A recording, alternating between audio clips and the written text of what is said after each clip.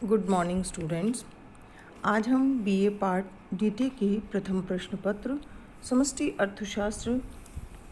में संरचनात्मक विरोध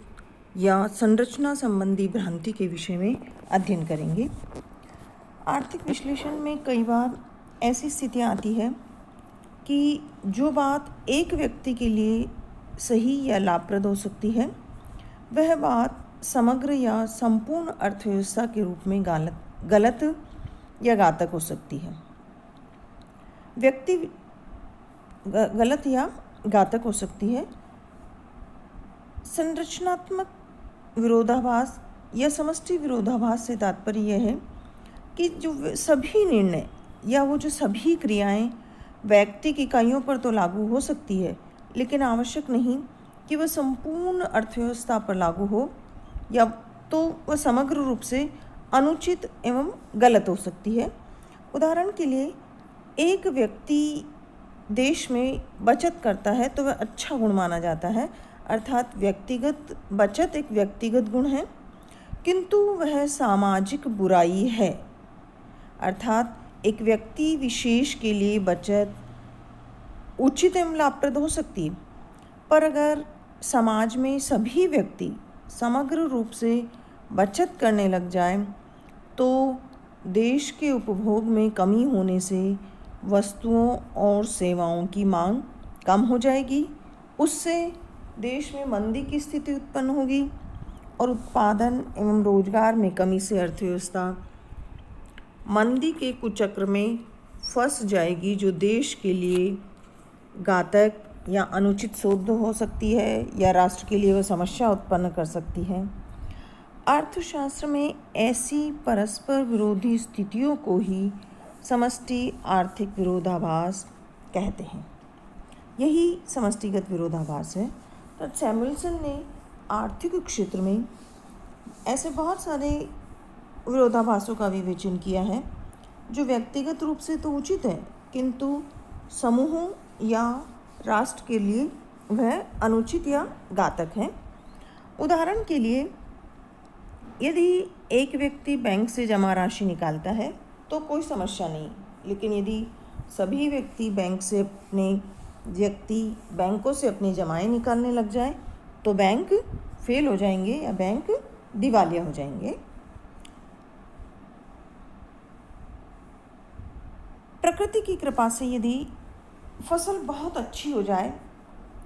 तो एक किसान की आय में वृद्धि होने से उसके लिए लाभ होगा, किंतु यदि समूचे राष्ट्र का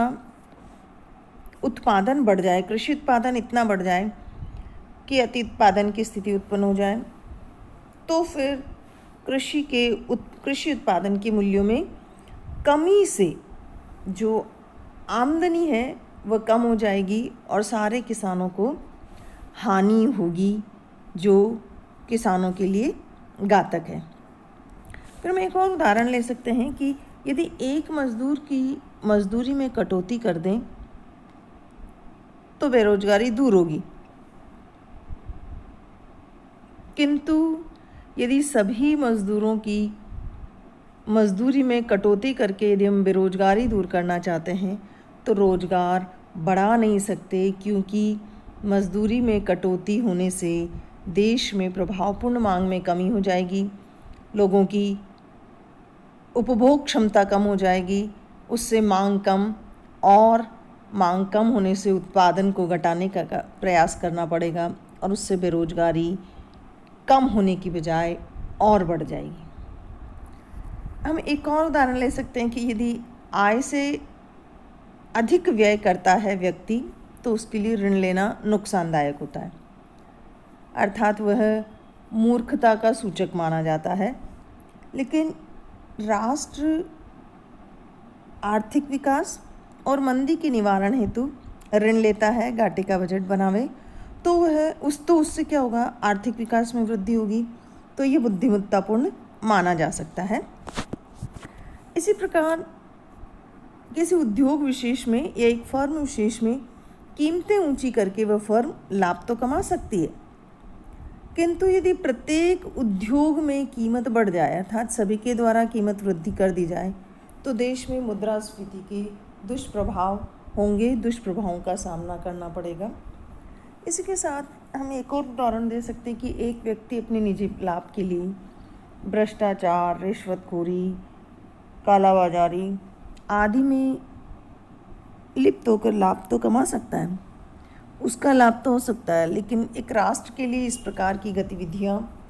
नुकसानदायक होती है और ऐसी गतिविधियों से, ऐसी क्रियाओं से राष्ट्र को नुकसान हो सकता है। तो इस प्रकार एक व्यक्ति के लिए जो व्यवहार बुद्धिमत्तापूर्ण हो,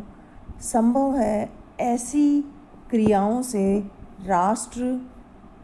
ऐसी आर्थिक क्रियाएं या ऐसी चीज़ें राष्ट्र के लिए मूर्खतापूर्ण सिद्ध हो सकती है, जैसे तस्करी, गुप्तचरी आदि। इस प्रकार ये सारे उदाहरण ये सिद्ध करते हैं कि जो व्यवहार व्यक्तिगत रूप में लाभप्रद या उचित हो सकता है, संपूर्ण रूप में या समूचे राष्ट्र के रूप में, समग्र के रूप में वो अनुचित या घातक भी हो सकते हैं। इसी कारण यह आवश्यक है कि आर्थिक विश्लेषण में व्यष्टि के साथ साथ समष्टि विश्लेषण, समष्टि अर्थशास्त्र को पढ़ना भी या उसको जानना भी जरूरी हो जाता है,